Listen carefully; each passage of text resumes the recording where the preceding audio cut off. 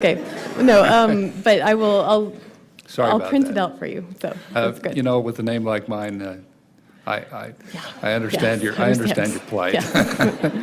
So my grandmother's maiden name was Vipieski, so when she got the name Siraki, she thought that was really simple. That's good. Okay. So, Mr. Chair, members of the committee, my name is Emily Siraki Van Hise. I'm a resident of East Boise, and I'm the canon pastor of St. Michael's Episcopal Cathedral, just across the street from the State House. I'm here to urge you to vote yes on House Bill 2, to add the words sexual orientation and gender identity to our existing Human Rights Act. I speak to you as a citizen of this state and as a priest of the Episcopal Church. At my baptism, my parents committed to raising me within the Christian faith. They committed to continue in the teachings of the Bible, to participate in the worship and the fellowship of the church. They acknowledged that when they fell into sin, they could repent and be forgiven. They committed to seek and serve Christ in all persons, to love their neighbors as themselves. They promised to strive for justice and peace and to respect the dignity of every human being. They fulfilled their commitment. And when I was of age, I made these same promises myself.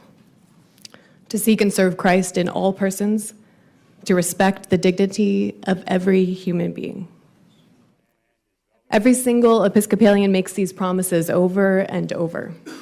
Each time another person is baptized, confirmed, or received into the church, and several times a year at Holy Day services.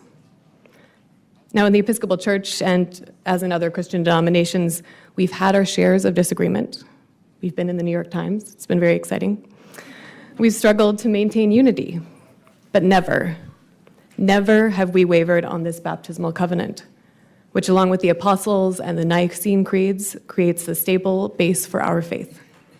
Never have we argued or disagreed on any of these commitments. This week, we've heard opponents of this bill state that we do not need to add the words to our Human Rights Act. But I've not heard one person say that we do not need the Human Rights Act itself. Of course, we know that we can't legislate kindness and love, but we can pass legislation that tells the citizens of our state, on no uncertain terms, that we in Idaho will not stand for treating any of our citizens, or even any of our visitors, with anything less than the dignity and respect Christ showed each and every person that he encountered.